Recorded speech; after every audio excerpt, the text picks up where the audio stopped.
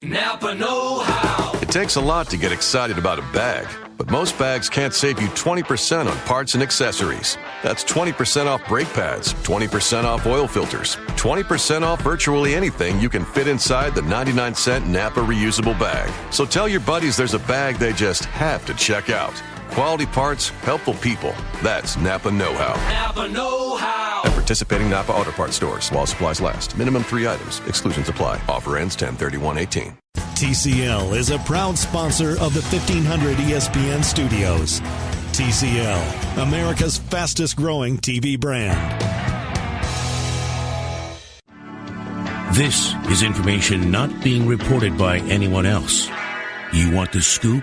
Here it is with Darren Doogie Wolfson. My arm is sore from the annual flu shot, but the bosses say the show must go on, so it's on me to fight through this pain, the soreness in my right arm. Here we are. It is Scoop Podcast episode 179. Hopefully, I can get through this. Hopefully the sound of my voice, and we all have egos in this business, the sound of my voice can carry me through for the next X amount of minutes. Not quite sure how long we'll go. We'll have an update on the Wolves front. We'll catch up with David Thorpe, one of our favorites, with the NBA season beginning on Tuesday night. Plus, I caught up with two players in the Metro that recently got Gophers offers. Kendall Brown of Eastridge, he's a sophomore, and Kerwin Walton of Hopkins, he is a junior. So I will play back those conversations. Plus, while over at Eastridge, I caught up with Ben Carlson, who has a Gophers offer, and Courtney Brown Jr., a senior who recently committed to UW-Milwaukee. So we'll go heavy on basketball in this particular episode. Plus, I will share the latest intel I have on the Twins' search for a new manager. Before we get to David Thorpe, let me tell you about one of the sponsors of the Scoop Podcast. We are forever indebted to Fair State Brewing and MyBookie, mybookie.com. I'll tell you now about Fair State Brewing. Tell you a little bit later about MyBookie. Fair State Brewing Cooperative is the Upper Midwest's first member-owned brewery. They specialize in delicious sours, lagers, and hoppy ales. And this month, the month of October, Fair State Brewing has released Mirror Universe, a double dry-hopped hazy IPA brewed with wheat, oats, Citra Mosaic, and El Dorado hops. It was a limited offering in the spring, so maybe you had a chance to check out Mirror Universe, and now it's available year-round.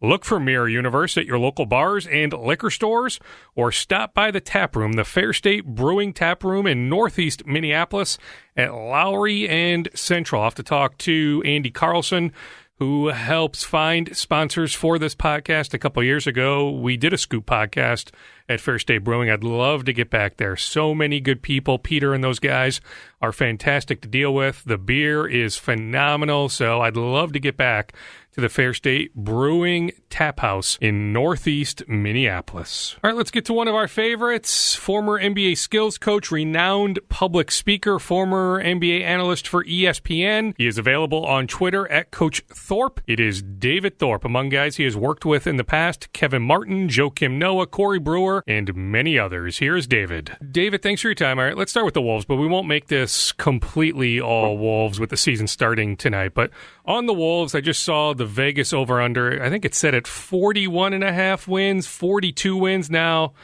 It's hard, right? I mean, we don't know when Jimmy Butler will be traded. Heck, if Jimmy Butler will be traded. I personally think he will be eventually, but maybe it's January or early February. Maybe it's not in the next few weeks. But that being said, 41.5, 42 wins. If you had to bet, would you go over or under for Wolves victories this year? Oh, man. It's, you're first of all, I wouldn't bet. That's, to make it a prediction on such crazy situations where how can you predict if and when he's going to go is just, I don't think that's a smart way to, I mean, if you want to gamble, fine. It's just, I think there's better ways to gamble. I agree. Yeah. But I will say that people kind of forget that Minnesota was probably the third best team in the West for a good portion of last season.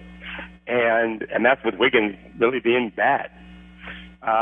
If you told me that the culture was good, and it's incredibly alarming to me, Darren, that here we are, start of the season, and they haven't fixed a problem that was very obvious at the end of last year. I can't imagine what they're thinking, because had they addressed it, I think that I think you guys could have been. I mean, it's a heck of a West now, heck of a West. But you could argue that you guys could finish top 4. I think you're a really good team. I really do. But it doesn't matter the talent you've amassed when you've got that kind of player personality issues that you have. And then here's the big factor is if you had changed coaches, at least you could point to something, right? You could say, well, we got the same guys, but there's going to be a different conductor in a sense. The fact that nothing's changed at all is just such an alarming reality. And until that gets resolved, that seems to me impossible to predict. All right, well, on the coach, on the good scale, bad scale, where is Tom Thibodeau? I mean, just a couple of years ago, I thought he was one of the elite coaches the league was going to have for a decade. I don't feel that way anymore. It's happened too many times now. He's run people down and out in 2 different places. Ideally, he'd just be a coach and not a GM, and I think sometimes maybe even that could work. A guy like him, he's not really a motivator from the standpoint of being inspirational. He's kind of a bully, but that works in sports. I'm not ripping him for that. There are bullies out there that get guys to play so well because they play so hard. But one way you can do that, one secret you can do that with, is if you kind of make it us versus them, and then if the them is management. The problem is he's us and them at the same time. And so you don't really have that to rally. He's really in control of everything. And I think he's got a good offensive mind. I think he once had a great defensive mind. I'm shocked that he's not done a better job with this group. In particular, I just always look at Wiggins. You could also look at Cat a little bit. Defensively, those guys should be performing at all defensive levels. Wiggins should be one of the top defenders in the league. He hasn't made that kind of progress in the half court. Cat doesn't seem to be so willing. I'm guessing, by the way, this is part of Jimmy's issue. I don't believe you bring in a Jimmy Butler to fix Wiggins and Towns. That's on coaching and management. I don't think players. Jimmy Butler wants to worry mostly about himself, and I just gave you the basic organic beginning of this complaint. If he's not paid to be the coach and the general manager too, and chief cheerleader, he wants to play basketball. And he wants to play guys that are just as competitive and hungry to win as him. And I don't think he feels they've done a good job of bringing people like him in, nor does he necessarily like those that are there in terms of that aspect. I'm not absolving Jimmy of any blame he deserves over how he's handled it, but that's the nature of the issue. I just was talking to a player earlier, not about Minnesota, but about that competitiveness. That is what really separates not just great players and good players in the NBA, but professional players. If you're a pro, you've got to have that level of competitiveness, and clearly he thinks something's missing. And Thibodeau has not been able to get that out of them, and that's kind of job one as a coach. We're first in the business to inspire, as I wrote in my book, and he's not done that. So unless he can work some magic, I think he's coaching his last season for quite a while in the NBA, personally.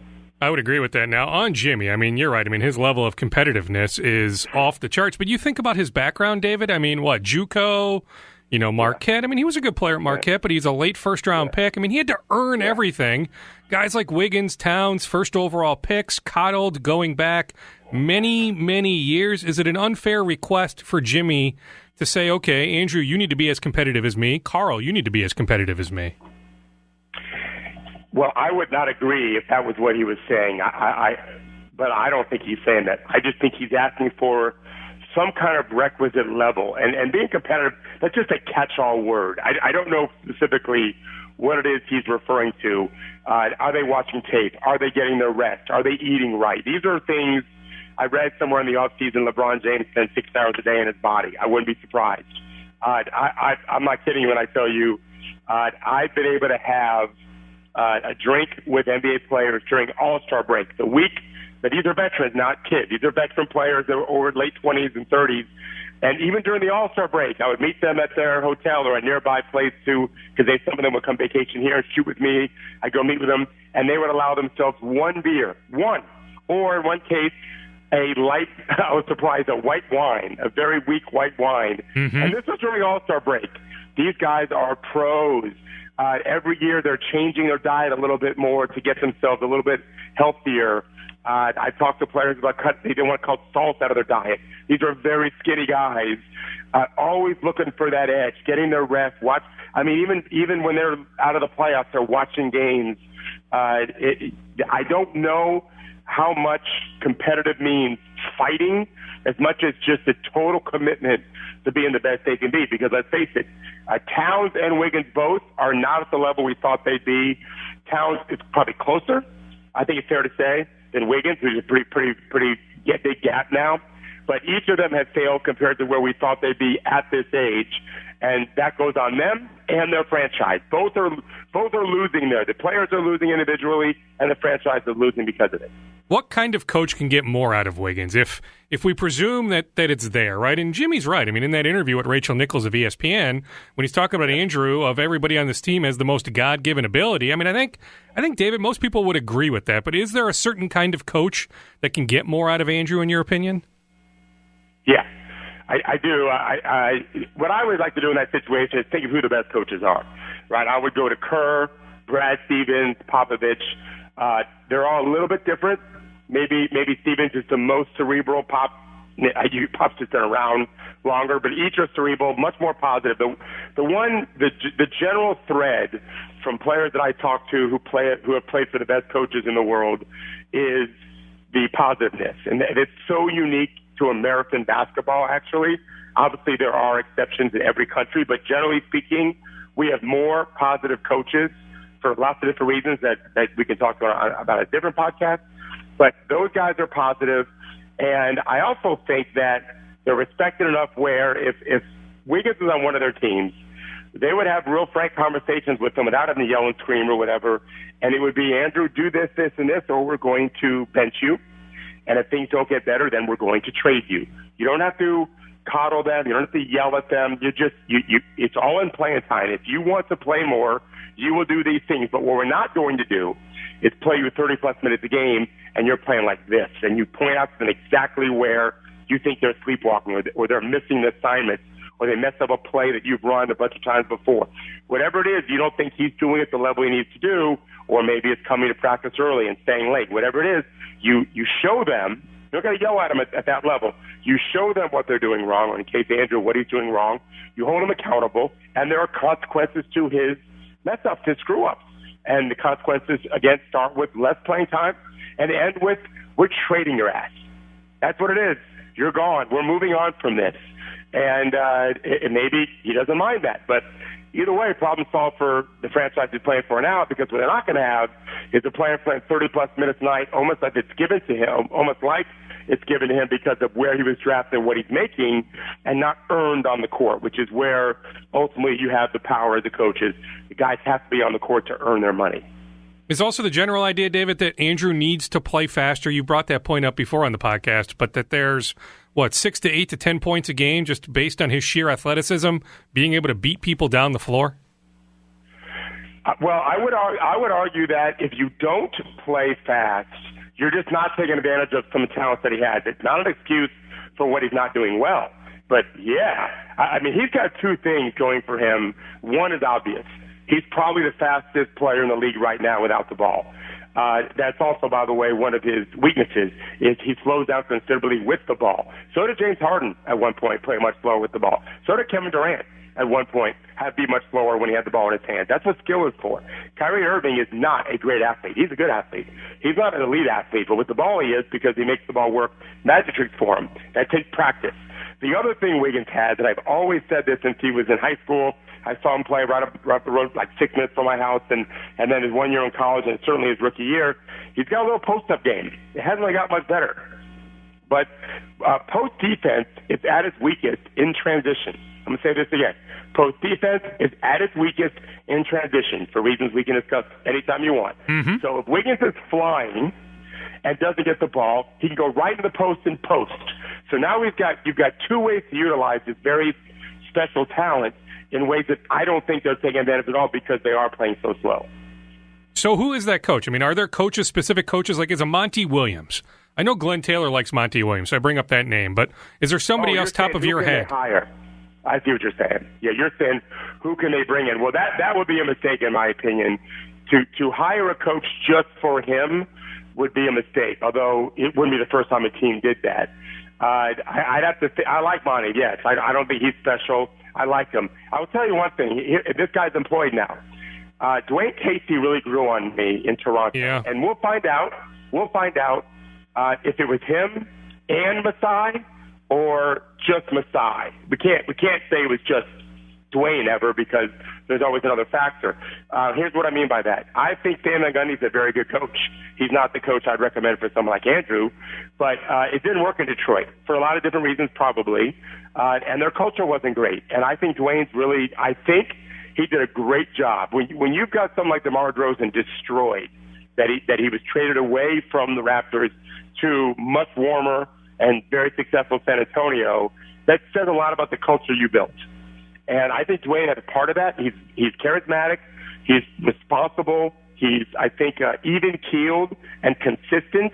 And we'll see this year if Detroit's culture bubbles up into what I think can be one of the surprise teams of the East. And it's not because Dwayne's the greatest X and O's guy compared to Stan. I mean, he's fine. But I think the culture he brings can make a difference. And that's if I'm Minnesota and Glenn Taylor specifically, if they're either going to make a change, I'm focused on someone who can create the kind of culture where all my players get better. Look at Toronto's youth program. Those guys get better. DeRozan got better. There was a resurgence for Kyle Lowry. Almost all their picks, and they have a lot of them, not all of them, but almost all of them, keep getting better. They've got this bevy of young assets now that have developed. Dwayne deserves at least some credit for that. And this is where Minnesota, I think, would best be suited to go, is find someone that can really help. And it's not just head coaches, management too, bring that culture where guys love to be there because they do like playing there typically and get better because they understand how to be a pro, they practice the right way, and they love being there instead of hating it. A lot of Wolves fans are listening to this right now, David, saying, hey, don't forget that Dwayne was here and Glenn Taylor blew it. I mean, they fired Dwayne Casey when he was 20-20. I mean, the record was 500. He had come off a pretty good year the year before. I mean, Dwayne was a good coach here going back about 10 years, but Dwayne cut his teeth here in Minnesota. I mean, this is really where he turned into a good coach, yet the Wolves absolutely blew it. They let him go when they should not have let him go. I did. I forgot about that. You're right, of course. I always say this. I just said this in an earlier show I did today about Jason Kidd, who I don't think is a very good coach. It doesn't mean he won't ever be a good coach. Players are allowed to get better. Why are coaches allowed to get better? Yeah. I know I did. That's a good point. I started coaching in '87. I was much better in '92 when I was 22, when I was 27 instead of 25 and 24. I just kept getting better. I kept growing as a coach because I practiced. I tried. I experimented. Dwayne, like I said, I think Toronto was smart to fire him, is my opinion. I think that he had taken them as far as they could go, if indeed they only wanted to win a championship. I don't think he was going to help them get to that. I would not have argued that's it. Like for Minnesota, I wouldn't say championship or bust. If you can continually bring 50-plus wins to your franchise and give them hope, that's a heck of a run. Give them 10 years of that. You might get lucky 1 or 2 years at most, especially in a market like Minnesota. But every year, if you know you're there, I mean, Memphis hasn't complained until this year. They've been there. It's fun to follow a winner. But Dwayne certainly built Toronto into that kind of power. And unfortunately for them, they had to deal with LeBron. But that's the only kind of weird thing is they don't have to deal with him anymore. And so maybe they would have won, although Boston and Philly are loaded. But I think for Minnesota, they've got to find whether it's an assistant coach or a head coach that has in his resume that kind of talent. That is a talent in building that culture. And then you focus on developing guys like Wiggins. One more Wolves question, then I'll move on to some other NBA and on the culture. Okay, so Jimmy is gone for 3 weeks. Put yourself in the shoes of one of Jimmy's teammates. So Jimmy walks into the gym middle of last week. He's not around for 3 weeks. He was around, actually, the team a little bit, but not on the court, not in practices. Then he starts mother bleeping Scott Layden. He's screaming at some other folks. How would you react? And then the next day, he calls a players-only meeting. How would you react if you were one of Jimmy Butler's teammates and all of a sudden he shows up to practice after missing for 3 weeks? Yeah, the players-only meeting is a little bit different, but these guys know it's their business, and they do a nice job typically of focusing on what's in their kind of like tracks. This is what and it's just they can't be worried about Jimmy. It's very different than college and high school or any team that we played on. it is a business for obvious reasons, and it has to be treated as such. He wouldn't be able to do this if he wasn't their best player, and they know that, and they wouldn't put up with it. But with their best player, they have to. Now, the practice thing I find kind of humorous, and that's kind of what you want. Like I used to always, when I was a coach, I wanted my guys close to fighting preseason. I was just coaching high school. I didn't want them to fight, but I wanted them ready to fight because that's how competitive we were. That was one way we tried to teach our young kids how to be tough through adversity, because we knew other teams were going to be very physical with us, especially with the really good teams that I had. We knew we were going to get other teams' best effort. And so I had to create that kind of fever pitch, especially when our guys could get complacent because we had a lot of talent. And then we didn't really want them fighting. And typically it was a guy that wasn't maybe going to make the team would be fighting with someone that would. But you want that edge. There's famous stories of Doug Collins doing that to Jordan, right, where Jordan's team would be winning a scrimmage. He'd then put Jordan on the other team. He would lead that team back, and just before they would win, he'd put him on the other team again. And he was obviously challenged, and Jordan which brought more out of him, which I think is a good thing. But it also forced the other guys to deal with a level of intensity that would not have been there otherwise. So sometimes it wasn't Thibodeau that caused the drama and the suspense of that practice and the intensity. It was Jimmy Butler and probably kids like that. The players meeting is a different story. Basically, how are you going to tell me to come meet with you when you've already said you're out of here? I mean, I'm not an agent, and I never will be, but I likely, if a player had called me and said, what should I do? I would say, well, what are you doing? Why would you go? If you want to meet with him privately, I think that's fine. Meet with him privately. But until he says he's with you, well, then what does it matter? Well, why would you waste any time going to a meeting held by someone that flat out said, I don't want to be here? I practice hard, treat him great, but you're not going to go to any special meeting he's doing. But I don't know what his relationship is with all the guys. We don't really ever know. I haven't asked. I've got some players that are friends with him, and I've not asked for details of some of our conversations. But I happen to think I understand his argument, which is, I'm not as good as LeBron James, but I'm the closest thing to LeBron James you're going to get. Towns and Wiggins may be more talented, but here are the numbers. These guys aren't as committed as me, and if you don't do everything I ask, I'm out of here, and these guys will never reach their potential. That's what he's trying to say, and it really signifies what a mess the whole situation is. It is an absolute mess, and I could talk to you all day about it. But let me ask you about some other NBA topics. All right, give me an under the radar player, and I mean that's a broad umbrella that is going to have a really good year that maybe doesn't get the love that he deserves. And I'll let you think about it for a second. For me, and we can argue whether this guy qualifies under this guideline or not, but for me, it's Kemba Walker of Charlotte. I'm a big Kemba Walker fan, and I think he gets lost in the shuffle of some of the point guards in the league. He's only 5'11". Charlotte's not a big market, but I just think Kemba Walker is a phenomenal player. So is there a player that comes to mind for you, David, that flies under the radar a bit too much that maybe shouldn't? Yeah, I mean, I could probably list a lot of guys. I think Andre Drummond's really good, and I think he can get better still.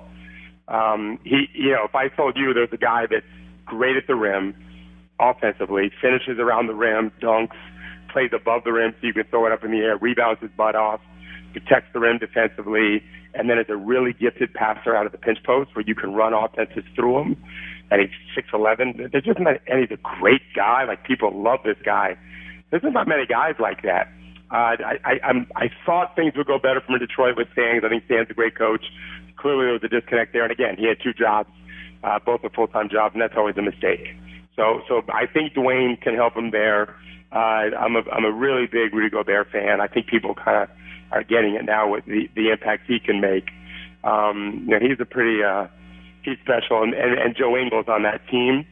I like guys that have two, you always hear this there, and that in the NBA you always have to have one, master skill. I just think that's so ridiculous.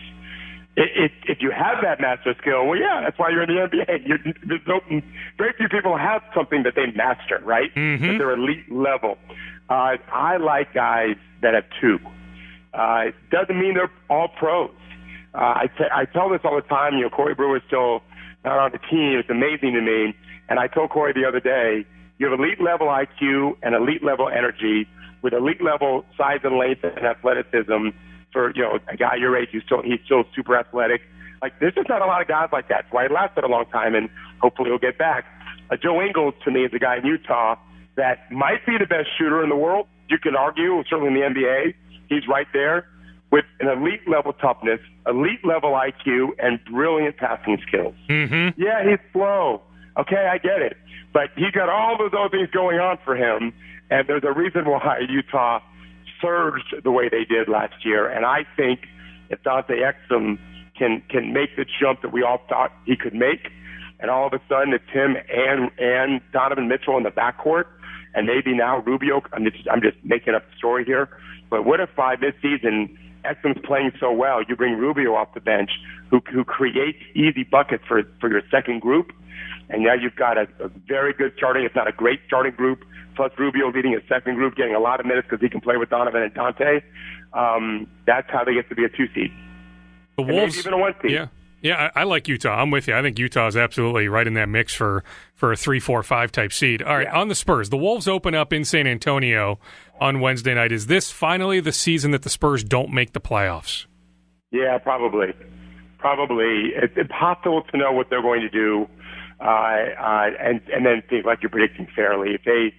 If they move some people and really start over when they're definitely not making the playoffs, if they are able to acquire someone, I don't know why they're not going after Jimmy. Whatever. If they go after someone, they get someone. He's a brilliant coach. They have a brilliant system.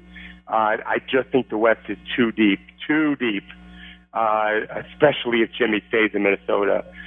Portland, people are down on Portland because they collapsed against New Orleans last year. The Pelicans, I think, are in a world of hurt right now. I'm astonished at the lack of wing athleticism on the roster to partner with Anthony Davis and Drew Holiday on a team that wants to play super fast. They just don't have the roster to do it, despite the success they had last year when DeMarcus got hurt. If they make a slight adjustment, they're going to be the 8th seed or above. It's going to get too full, and I think San Antonio, although they have got LaMarcus and Lamar, they've got really good players at 2 spots, but that injury to Murray, I think, set them back below the 8th spot. Is there a player that hits you or multiple players that you think will make a sizable leap this year? Maybe somebody like Brandon Ingram with the Lakers, somebody of that ilk? Oh, yeah, there's a lot. Yeah, I thought Jaylen Brown showed in the postseason what he can do. He didn't do that all year. So let's see what happens. In Toronto, they've got some young players that with Kawhi, Kawhi became such an ISO monster in San Antonio. If they decide to still utilize him that way, and I don't trust what we've seen in the preseason because teams don't want to tip their hat every win so important. Other guys can get off more. Ingram, without question, is a guy that really interests me. I was watching Fox from the Kings the other day. He's such an athletic player. There's a lot. We have so much talent in this league. It's amazing. And like I said, Dante Exum, of all the guys I watched in preseason, I didn't really want to focus on anything. I just kind of want to let the experience wash over me and see what stuck. And that was the one guy that I came away from thinking, oh, he might be really good. We know what he can do defensively, but if he's able to knock down shots and blow by people and finish and play in that construct that they have, and they have an excellent system that Quinn Snyder has put in, he could be a big candidate for MIP. David, always love the analysis. We'll certainly catch up soon. Enjoy the start of the season. Right, look forward to it. Thanks, Darren. Bye-bye. I always love my chats with David Thorpe, NBA skills coach, former ESPN analyst, renowned public speaker. He is based in Florida, the Clearwater area. He studies the NBA as much as anyone I know. He's available on Twitter at Coach Thorpe. He is always nice enough to join the podcast. Figured I'd have him on here with the season starting this week. It was David Thorpe. We'll get to conversations with those Gopher basketball recruits in just a bit, plus a Twins managerial search update. Also, I should note that Vinny Del Negro, who now I think he does some work for NBA TV, I guess I need to look that up, Anyway, he is booked to tape a conversation with me on Wednesday evening. And he's the former Bulls coach, former Clippers coach, longtime NBA player. So it'll be fun to catch up with Vinny Del Negro. I think I'll make that its own Scoop podcast. I can make that episode 180. So I think I'll push forward episode 179, this episode, sometime Tuesday night. So you might be listening to this at some point here on Tuesday night, or maybe you're listening on your Wednesday morning commute, or maybe your Wednesday evening commute, whatever it might be. I am happy to push this one forward, then save Vinny Del Negro for the next episode. But I promise we'll get to Kendall Brown of Eastridge, who recently got a Gophers offer, and Kerwin Walton of Hopkins, who recently got a Gophers offer, plus Ben Carlson, plus Courtney Brown Jr., plus I do have some intel on the Twins' managerial search. As we proceed, let me tell you about MyBookie, online, mybookie.com. Heck, my first question to David Thorpe was about over-unders when it comes to the NBA, and he's right. Betting on the Wolves over under a 41.5 is a slippery slope, but you may look at some over-unders and say, okay, that's a really good bet. Well, you need an outlet to make said bet. Think about using MyBookie, mybookie.com. Go to Google, type in MyBookie. You will see that the reviews are outstanding. Remember, who you're betting on is just as important as who you are betting with. That's why I recommend MyBookie. The reviews are fantastic. They have in-game live betting. They have over-unders on fantasy points scored and the most rewarding player perks in the business. And here's good news. MyBookie is slammed with new customers right now. It's that time of the year. Football, basketball starting. The NHL just started. Baseball playoffs. College football in full swing. College basketball starting in a few weeks. So it's a busy time of the year. So they are slammed with new bettors, and they want to give everyone the best service possible. So if you're willing to deposit after 6 p.m. Central Time, they will give you an additional $25 free play on deposits over $100. Also, if you use the promo code SCOOP to activate an offer, promo code SCOOP, they will match you deposit dollar for dollar. So whatever you deposit, they will match it dollar for dollar. Visit MyBookie online today. That's MyBookie, mybookie.com today. Don't forget to use the promo code SCOOP. You play, you win, you get paid. It is MyBookie. All right, on the Jimmy Butler front, Glenn Taylor gave an interview to the newspaper he owns, to the Star Tribune. To Sid Hartman, headlines from the interview. He claims at least right now, that Tibbs is safe, that Tibbs' job is not in danger, that Jimmy has verbalized, and we have reported this, but Jimmy has verbalized, hey, I have no intention of re-signing with you guys, so you might want to trade me. So Glenn Taylor said that Scott Layden will continue to pursue trade opportunities. As of now, nothing is close, so Jimmy will continue to practice with the Wolves. He'll play, according to Glenn, in his most recent conversation with Jimmy over the weekend. Jimmy told him, hey, I'll be a good soldier. I'll be a good teammate. I will play hard. Glenn told Jimmy, hey, thank you. Okay, that's what we want from you. And we will continue to work diligently to trade you. The trade deadline is early February, so it's possible that Jimmy will still be here for many more weeks, but according to Glenn on the record, and certainly on background, whether it's, team folks or league folks or others that are tied to this situation, the expectation is that eventually the Wolves will trade Jimmy. Now, does Tom Thibodeau want to trade Jimmy? No, and that's what we talked about with David Thorpe, and it makes sense. If you're Tibbs, you're coaching for your job this year. Everybody can tell that if it's a sour year, if things go south, that Tibbs very likely could be unemployed this time next year. So if you're Tibbs and you're coaching for your job, you would much rather have Jimmy Butler than not have Jimmy Butler. And that's where it gets really, really complicated with Tibbs having final say on personnel, with being the president of operations. I do believe that if there was a different president of operations, there's a decent chance we would have already seen a Jimmy Butler trade. Glenn Taylor, as I reported on a recent Scoop podcast, has deferred to Tibbs and Scott. Glenn has not gotten to the point of, injecting himself to the point of, okay, let's make this deal, let's get this thing done. Now, he may in the future, but as of now, he is still deferring to Tibbs and Layden. But I do believe that if it's February 1st and no trade has come, that the owner will say, okay, we need to get something back. Logically, we need to get something back. we can't lose Jimmy and get nothing in return. So I'm just telling you, my hunch is we still see a trade. I've been asked the question many times when. It's a fluid situation. As of the recording of this podcast on Tuesday evening, the 16th of October, there is no trade that is remotely close. But a reminder, when the Wolves and the Heat swapped medical records, to use the football cliche, they were on the 5-yard line. They were so close to a trade happening. So I can see those two sides revisiting those talks. I also ran by a league executive, an Eastern Conference general manager, who doesn't have a stake in the Butler game. I said, hey, is it possible a dark horse team emerges? I was just picking his brain. He doesn't have any insight on this, but he's obviously tied very close to the league. I mean, he's a GM, for God's sakes. And he said, keep an eye on Denver, that he thinks Denver, whether it's Butler or somebody else, that Denver has a pretty big move up its sleeve at some point this season. But there is no Denver-Butler steam. I would still keep an eye on Miami first and foremost. But for the foreseeable future, Jimmy Butler will be a member of the Wolves. Also, what was interesting is something I've talked about on some recent Scoop podcasts, that the first time that Glenn Taylor heard about the trade request was September 18th.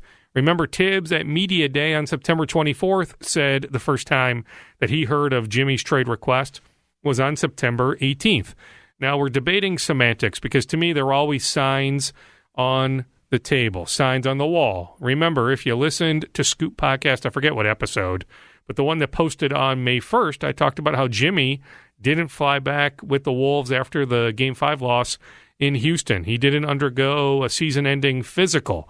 There were signs. There were signs dropped by Bernie Lee, the agent for Jimmy Butler. But yeah, I mean, I think now, who knows? Tibbs didn't read the tea leaves. I guess semantically, the first time that Jimmy verbalized, hey, get me the bleep out of here, was September 18th. And that's what Glenn said. Glenn said, hey, the first time I heard of a trade request was September 18th. Now, is it possible that Jimmy told Tibbs months earlier of a trade request and Tibbs never brought it to Glenn? I guess that's possible. So it's a he said situation. But bottom line, I mean, there's no sense, and heck, a few of us have been saying this for months, that Tibbs actually wants to trade Jimmy. So I do believe that owner Glenn Taylor is going to have to drive the Jimmy Butler trade bus at some point. For now, he can defer to Layden and Tibbs to handle the calls, to handle the trade negotiations, but at some point, I do believe Glenn / the rest of ownership will have to step in. One other Wolves note to pass along, no surprise if you're a listener of this podcast, that Tyus Jones and the Wolves did not reach any sort of agreement on a contract extension. Heck, there weren't even talks. I don't know why you wouldn't at least take the temperature if you're the Wolves with the Tyus camp just to see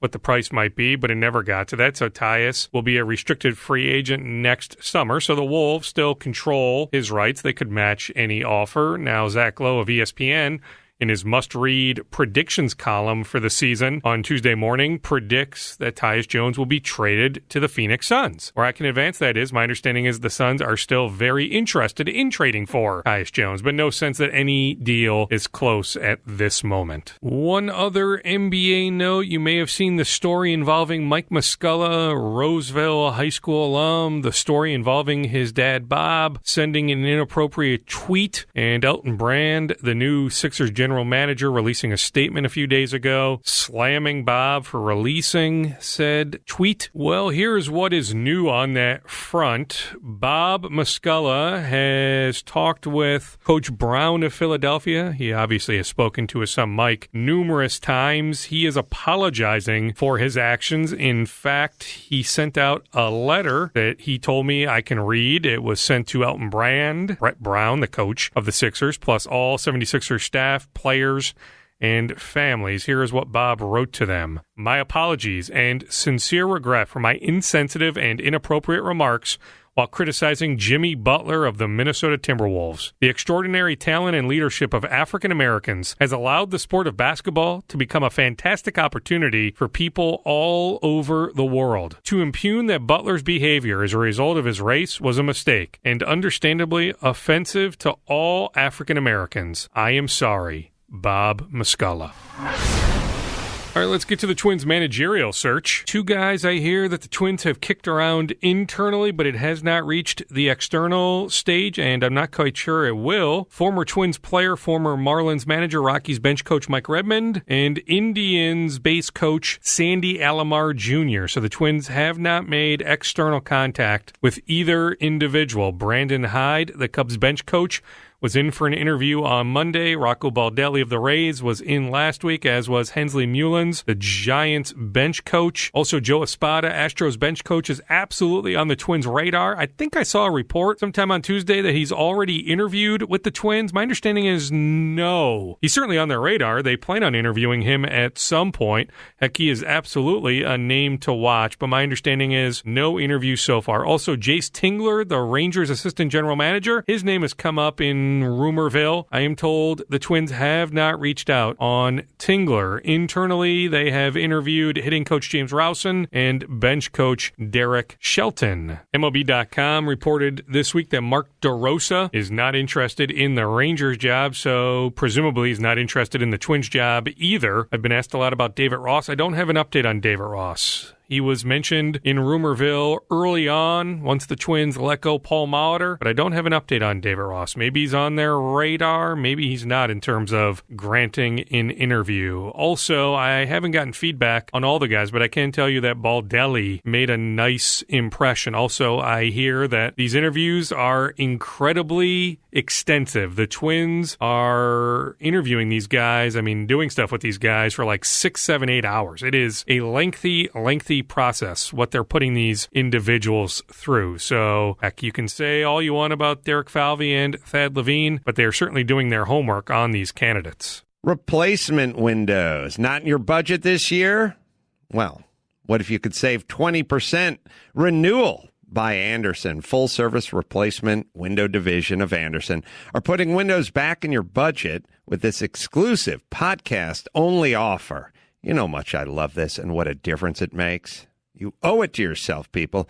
You save 20% on windows, 20% on patio doors, an additional $20 on every window. Don't settle for low-end vinyl windows. Renewal by Andersen's composite Fibrex window material is 2 times stronger than vinyl, and you can save 20% on windows and patio doors, plus an additional $20 off each and every window with 0 down, 0 payments, and 0 interest for a year. The air conditioning works better. It's so much quieter. The heater's better. Everything is better. Dust is down. So for a free renewal by Andersen Windows Diagnosis, call 1-800-406-8700. Again, 1-800-406-8700. 1-800-406-8700. Dawson. Offer not available in all areas. Restrictions and conditions apply. Call for license information. All right, Vinny Del Negro on episode 180, which I'll record sometime on Wednesday early evening. I think what I'll do is I'll save some football notes, some Vikings notes in particular, for that episode so we don't get much past 60 minutes on this episode. So we'll wrap up episode 179 with my interviews with the local basketball players, high school basketball players. We'll start with Kerwin Walton of Hopkins. He is a junior guard. His first year at Hopkins was last year. He spent his freshman year at Breck, but he was looking for a little bit more on the competition scale, so he transferred to Hopkins. So he's in his second year at Hopkins.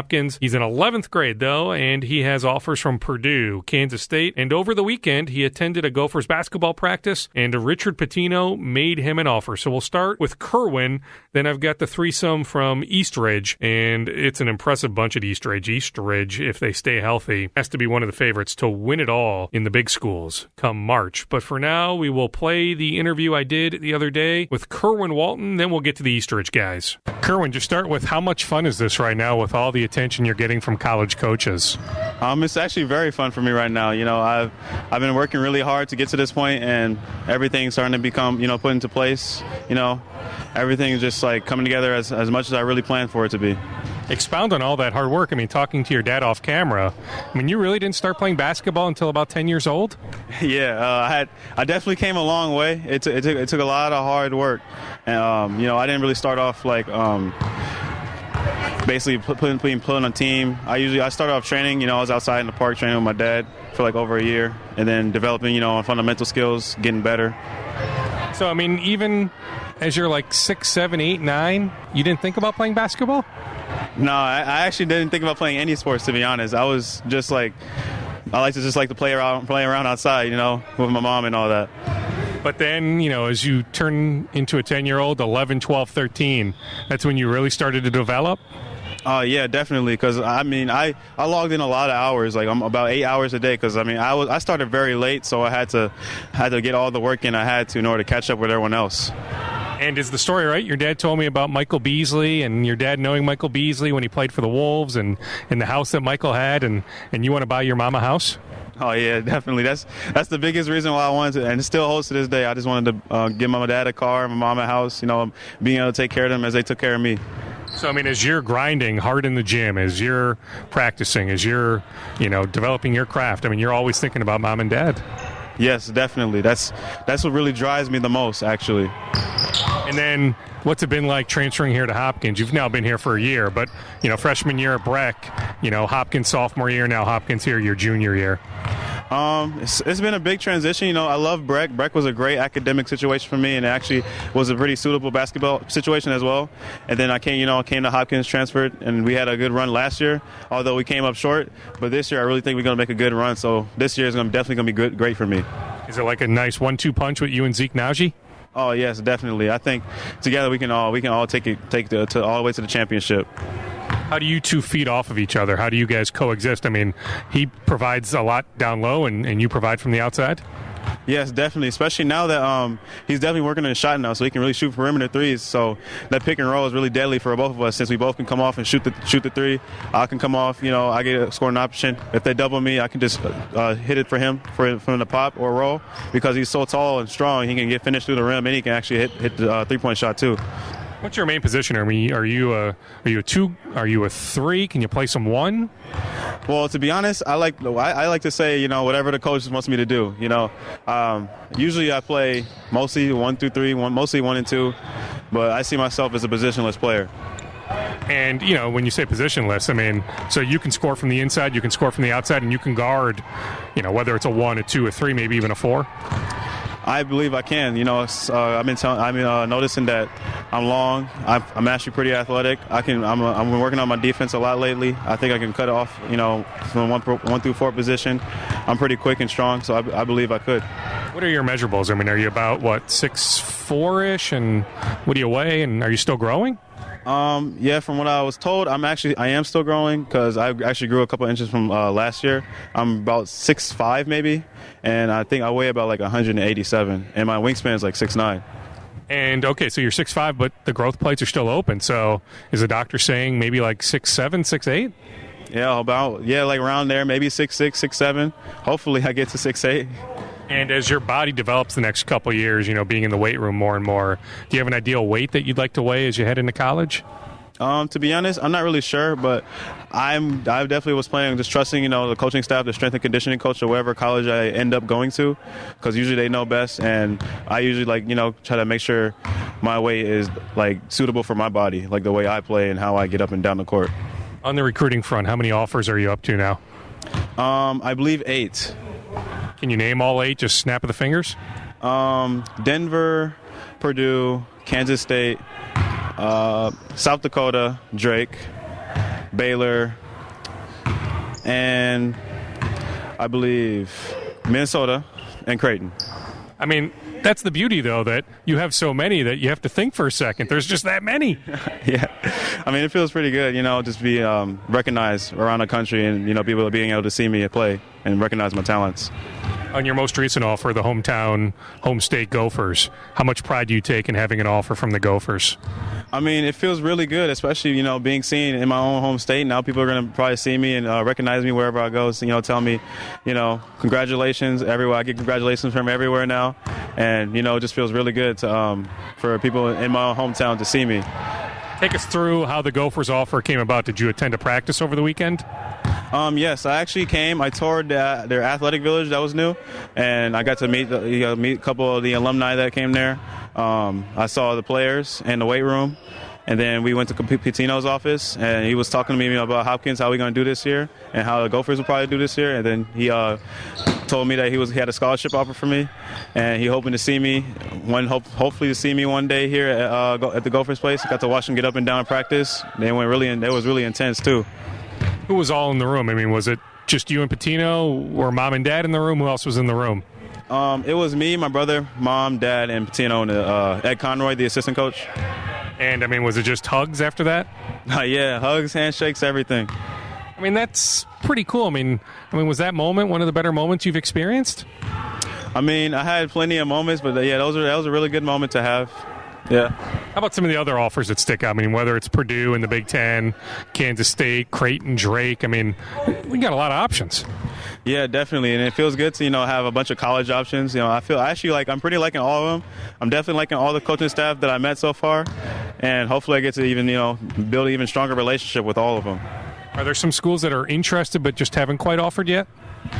From what I know, I think Virginia, and Iowa State. And then Nebraska. Those are colleges I can name off the top of my head. And then your dad was even saying Memphis. Sam Mitchell, the former Timberwolves player and Wolves interim coach, he's now starting to recruit Minnesota a little bit. Oh, yeah. I actually got a couple mail from him and some texts from him. So that's definitely one of my interests as well. Do you have any visits lined up, even unofficial? Right now, I'm planning on visiting Baylor and Purdue. And I might also visit Kansas soon, this fall. And, I mean, you have a long ways to go. I mean, is the idea that, like, this time next year is when you'll probably end up committing somewhere? Well, I might commit next year, yes, in my senior year, maybe, around the fall or right before the season. How much do you lean on? I mean, whether it's some of your D1 teammates like, Ben Carlson or Dawson Garcia, or somebody like Zeke Naji here who played up one level at D1 Minnesota. Do you lean on some of those people for advice? Well, not usually, but, sometimes I do ask how they deal with it and how their experiences was, just to get, a feel for it, so it can help prepare me for that situation if I do end up getting into it. Are you glad now? I mean, you think about the class of 2020 here locally. I mean, Jalen Suggs and Carlson and Garcia. Well, now, your name's right there in there, too. Yeah, it definitely feels good to be mentioned in those, but, hopefully I can be seen to, be like one of those guys that can do it, do it all. Hopefully I can, people can see me for that guy, the guy that can do whatever he can to get his team to win. Where is your game still developing? Where do you need to get better the next couple of years? Well, mostly I say I need to get better through strength development, my body. I think I can probably get I don't think I reached my full athletic potential yet, so I feel like I can raise the roof in that more. Hopkins Jr., class of 2020, Kerwin Walton, great young man. He says he wants to major in business and medicine in college. He wants to have a double major. Great young man. Kerwin Walton. So you think about the class of 2020 locally, Jalen Suggs, Dane Danger of Park Center, Ben Carlson, Dawson Garcia, and now Kerwin Walton all have Gophers offers. Richard Pitino has also extended offers to a couple 2021 kids, current high school sophomores. One would be big man Chet Holmgren of Minnehaha Academy. Another would be Kendall Brown of Eastridge. He recently got a Gophers offer. Here is my recent conversation with Kendall. Kendall, you're wearing the Gophers sweatshirt. I mean, how much pride do you take? I'll start there, that you have an offer from the hometown Gophers. It's exciting, and it's the hometown, so Minnesota, you just got to run Minnesota all the time. It's a great school. I'm excited. How did the offer come about? I went to a Gophers practice, and Coach Pitino came up to me and said, "I'd like to offer you. You're a great player. You deserve it." And I was excited about that. What makes you such a great player? Probably my ability to play 1 through 4 positions with my height and my length. I'm good on defense. I get a lot of steals. I can handle the ball and just get people open, easy buckets. Your brother said, though, that you're mainly a point guard. Is that correct? Yeah. I've been playing point guard since I was little, and just with my size, it just opened up more opportunities. And are you still growing? I would hope so, but I don't know. I mean, does the doctor say that the growth plates are still open? Yeah, he says I have a couple of my knees that are still open. So, I mean, you may be 6'8", 6'9" when it's all said and done? Yeah, that would be cool if I was. How has your game developed? I mean, you're still young, and it's going to continue to develop, but how much has it developed over the last handful of months going back to the AAU season? Yeah, it's just developed by me being more aggressive and looking for my shot more. Mostly just working on my shot, handles, just perfecting every craft of the game, you know. But yeah, it's just being more aggressive throughout everything. Who else is recruiting you? I've heard from Iowa State, Creighton, Michigan. Gotten a letter from Kansas and Purdue. So yeah. I mean, is it fun, or at times is it overwhelming? I mean, yeah, it's fun, but it's just a fun experience. Not a lot of people get to experience that. Sincere apologies for the background music. I was over there last Thursday. It was a volleyball afternoon, and the football team moved practice indoors. So Kendall was actually going to take some shots for our Channel 5 camera, but we didn't have that opportunity. I actually, thanks to Coach Tesdall there at Eastridge, got a full game from last year that Kendall played really well in. So for TV's sake, I was covered from a video standpoint, but heck, doing radio, going back to 1997 on the Fan, I don't have good hearing. It stinks. I'm 38 years old, and I have really bad hearing. So Kendall said he got the Gophers offer when he was at a recent Gophers practice. I didn't hear that. So my last question to Kendall was, hey, have you been to a Gophers practice? It was my fault for asking the question when he had already said that. I pride myself in being a pretty good listener, but my hearing is so bad, and it was so loud there, I just couldn't hear him say that. So I cut off the interview right before I asked, have you been to a Gophers practice? So that was Kendall Brown. All right, let's hear from Kendall's older brother, Courtney Brown Jr. He is a senior at Eastridge. He recently committed to UW-Milwaukee. Courtney, it's now been, at least a couple weeks since your commitment to UW-Milwaukee. Why UW-Milwaukee? Well, first of all, I had a great official visit. The coaching staff really made me feel at home. And I was talking to Coach Baldwin and talking about the perfect fit, and he said that I would know when I got there. And I talked to my parents, and it was the perfect fit for me. The guys made me feel at home. Love the city. 10 minutes from the beach, you know. It's a place where I can see myself for the next 4 years. And seemingly, it's a program on the rise. Yeah, that was one of the big reasons why I picked that school, because I can see you're starting to get the pieces together so we can make a big run in the tournament. So from a your skill set standpoint, I mean, you're a good fit for what they do there? Yeah, that was one of the things we talked about, fitting in defensively, offensively. They run a lot of everyone. There's not a set position, so everyone's kind of moving the ball around, stuff like that. So really a positionless offense. And because of that, I mean, is it safe to assume that you have position flexibility, versatility, that, especially positionless, you can play multiple positions anyway? For sure. What positions do you normally play? Usually the 2-3 for AAU, but then in high school, kind of the 4-5, because guys aren't as big. I mean, it's the key. I mean, you can do so many things offensively, but who you can guard defensively, is that what it comes down to when talking about positions? Pretty much. I feel like I can guard anybody on the floor.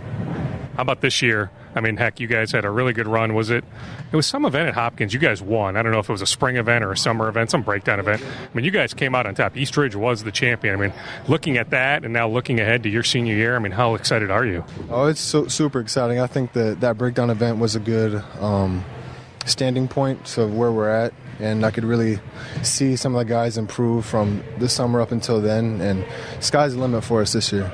Yeah, I mean, I don't want to say state championship or bust, but I mean, you have to be thinking about something like that, right? That's our ultimate goal. I mean, does it come up though? I mean, among guys? That's all we talk about. How about I'll go, sequentially or age-wise, on Ben. How excited are you following Ben's recruiting and everything that's going on with him? Oh, it's awesome. I'm really happy for him and see all the top schools, going after some of the players that are at the school that I'm at. It's exciting. I'm happy for him. And what about Kendall? As a bigger brother standpoint, I feel like he's still got a lot of growth to go. Really happy for him and what he's done so far as a sophomore, and it's time for him to blow up now. I mean, he's already blowing up, right? It's the start of it right now. So it'd be good to see as he continues on. What's it like? I mean, is it brotherly love, or are you guys always competing against each other?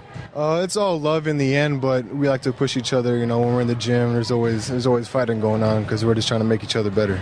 But deep down, I was going to say, I mean, does Kendall say to you, hey, Courtney, you helped make me the player that I am today? He says it in a way, not verbally, but he shows it to me kind of like in the way he acts. I don't think he'll ever admit it to me, but I can still feel it. How excited were you for him when he got the hometown Minnesota offer? Oh, it was super exciting, getting an offer from the hometown. You don't have to go anywhere. You can stay home and play in front of the family. You don't got to travel anywhere, so it was exciting. I'll ask him to describe his game, but you know his game incredibly well. How would you describe him as a player? A tall point guard who causes a lot of matchup problems because he's like, 6'6", handling the ball. You don't really see much of that, so causes a lot of matchup problems. And the final interview from my trip over to Eastridge, junior Ben Carlson. He has a ton of offers, including from the Gophers. He is a 6'9", 6'10" forward. He can play inside. He can play outside. He is a beast. He is one of the best players in the state. Here's my conversation with Ben Carlson. And to start with, how busy is this time for you? Seemingly every time I look at Twitter, there's some new coach that's in the gym watching you. Yeah, it's been a lot of fun. I know for all of us, there's been a lot of coaches in the gym here just watching us. That's a really cool experience for me and all our guys, I think. It's been busy, but at the same time, it's a lot of fun seeing how all our hard work is bringing all those rewards for us. I think it's been busy, but it's been fun at the same time. Is it ever nerve-wracking? Once in a while, when there's a new coach there, but most of these coaches I have a pretty good relationship with, so they've seen me play and stuff, they know what I'm about, so it's not too nerve-wracking, but every once in a while, a new coach will come in, nerves will go up a little bit, but yeah, it's fine for the most part. And then it's not just the open gyms, you've taken some visits too, so it's a busy time of the year for you. Yeah, I've taken 5 or 6 visits the past month or so, just to go out and see some schools, some new ones like Michigan, Ohio State, those are new. But I've seen the rest of the schools I've visited, so it was just more building a relationship with coaches, which is the next part of the process for me. So Michigan, Ohio State, Kansas State, I'm guessing who else? I went to see Nebraska, Creighton, and Iowa State. I think that was in September, so it's 5 or 6, I think. You have any more visits scheduled? No, I don't have anything planned as of now, but we'll see what will happen. Where are things at overall with recruiting? Is it getting overwhelming at all? No, not really. It's still fun. I get a couple calls maybe every week, every other day or so, but yeah, it's not too stressful. I still enjoy it. It's still just a really cool experience, and I'm lucky that I'm a part of it. Are we looking at this time next year for you to probably commit somewhere, or even sooner? Probably this time next year. I'm not trying to rush at all. I'm trying to make the best decision for me. It'll be sometime around this time next year, I think. Who's recruiting you the hardest? It's hard to say because I know it seems like every day it's a different coach, so it's not one coach every single day. I'd say it's about even actually. So it's just hard to tell, but they're all recruiting me pretty hard, which is pretty cool to say. Are we talking the hometown Gophers? Are we talking Wisconsin, Iowa State, Michigan, Ohio State, Kansas State? Am I leaving out anybody? I don't even know. It's almost all schools that have offered me so far, but yeah, there's, like you said, those are a couple of them, and then I think it's about every other school that's offered me that's talked to me or texted me at least once or twice a week, so there's no one who's really not talking to me. So, are there any schools that are talking to you but haven't quite offered yet? Michigan's one. I know Gonzaga, Indiana, UCLA is a new school. I think that's it. Well, I think that's it. How much has your game gotten better here the last, even going back to the D1 season and then into the school year with the the captain's workouts and what have you? I think the biggest part is I know we have a really good strength coach here, Mr. Moon. He does a lot for all our guys. I think that's been the biggest improvement is just getting stronger in the weight room. So we lift 3 days a week in the morning. I think that's helped not only me but our entire team. I think it's helped our confidence a lot. So he does a lot for us, and we really appreciate what he does. It's going to help our team a lot.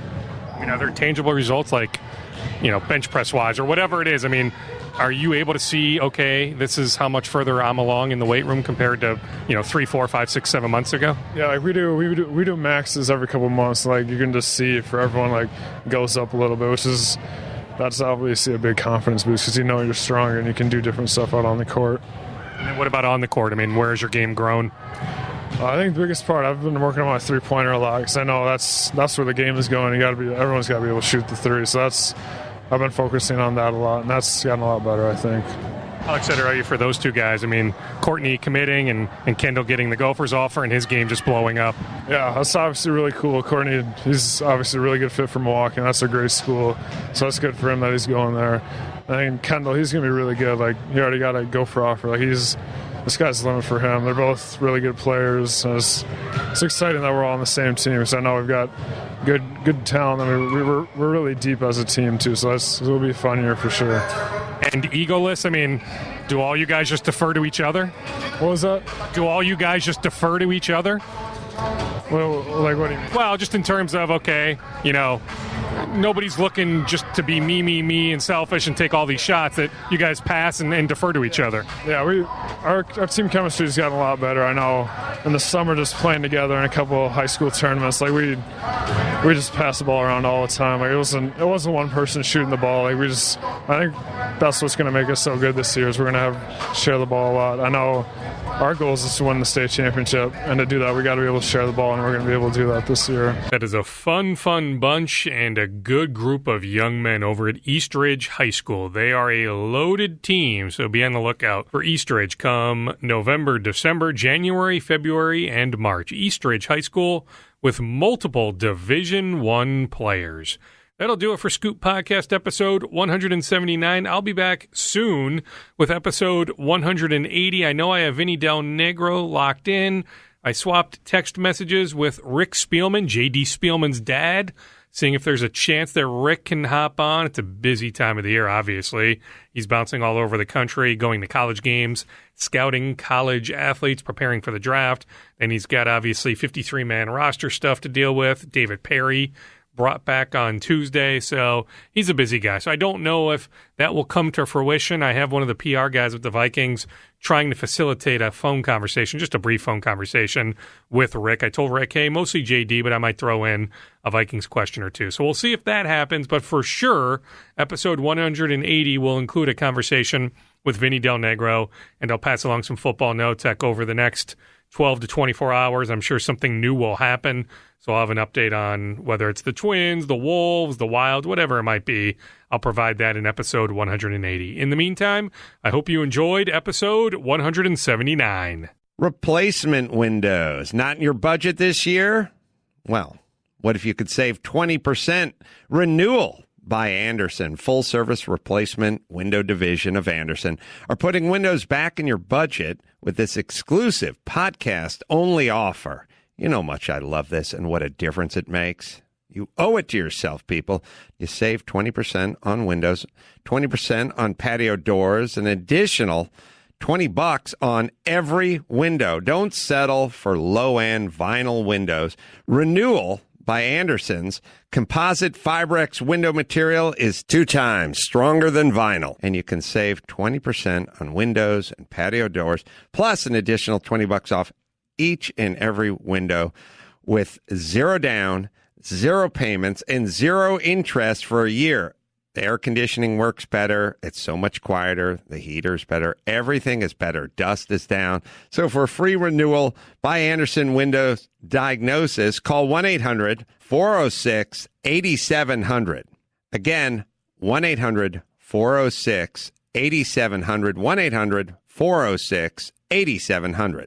Dawson. Offer not available in all areas. Restrictions and conditions apply. Call for license information. Napa know-how. It takes a lot to get excited about a bag, but most bags can't save you 20% on parts and accessories. That's 20% off brake pads, 20% off oil filters, 20% off virtually anything you can fit inside the 99-cent Napa reusable bag. So tell your buddies there's a bag they just have to check out. Quality parts, helpful people. That's Napa know-how. Napa know-how. At participating Napa Auto Parts stores while supplies last. Minimum 3 items. Exclusions apply. Offer ends 10/31/18. Hurricane Michael cost Georgia farmers. I'm Tim McGuire with an AP News Minute. Hurricane Michael devastated much of the Florida Panhandle, including Panama City and Mexico Beach. But the storm also did irreparable damage to Georgia cotton and pecan farms. This pecan grower tells Vice President Mike Pence that unlike a cotton farmer who can plant next year, he's out of business for years, if not for good. Next year's the year I'll lose it because we're not like the cotton guy. Nothing against them. They get to replant a seed next year. I don't. That's what I got. Earlier today, the mayor of hard-hit Mexico Beach said 2 bodies were found. He adds that only 1 other person is officially missing from the town. but authorities think that person evacuated ahead of the storm and hasn't yet been contacted. Nevada authorities say Dennis Hoff, the owner of the Love Ranch brothel outside Las Vegas and GOP candidate for state legislature, is dead. Hoff gained popularity for an HBO series about his business. Sheriff's deputies say he was found unresponsive and not breathing this morning. They don't suspect foul play. I'm Tim McGuire.